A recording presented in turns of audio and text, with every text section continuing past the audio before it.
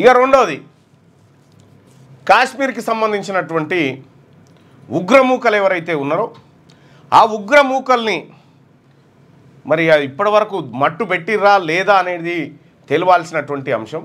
అయితే కొన్ని ఆప్షన్స్ మాత్రం మనకు కనిపిస్తూ ఉన్నాయి. ఇక్కడ పహల్గామ్లో అయ్యో సారీ అదే కదా పహల్గామ్,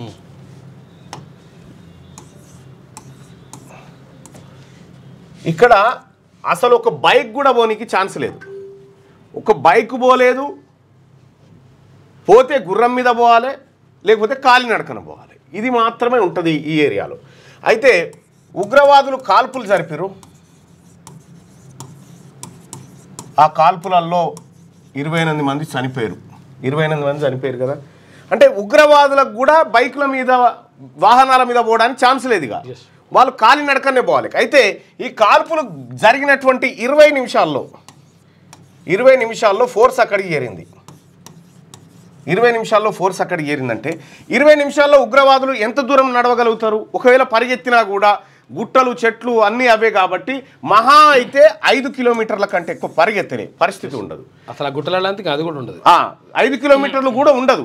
మరి 5 కిలోమీటర్లు పరిగెత్తలేనటువంటి వాళ్ళని ఈ ఫోర్స్ చుట్టుముట్టి, ఎందుకంటే మనకు చుట్టుముట్టు ఫోర్స్ ఉంది కాబట్టి ఈ ఫోర్స్ చుట్టుముట్టి ఈ పాటికి వీళ్ళని ఏరిపారేయాల్సిందే.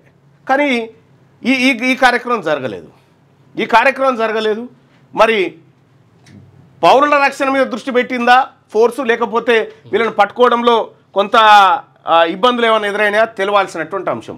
అయితే ఏది ఈ నివేదికలు చెప్తున్న దాని ప్రకారము, మీడియా కవరేజీలు చెప్తున్న ప్రకారం అయితే అక్కడికి సైకిల్ కూడా పోతే గుర్రమే పోవాలి అంతే.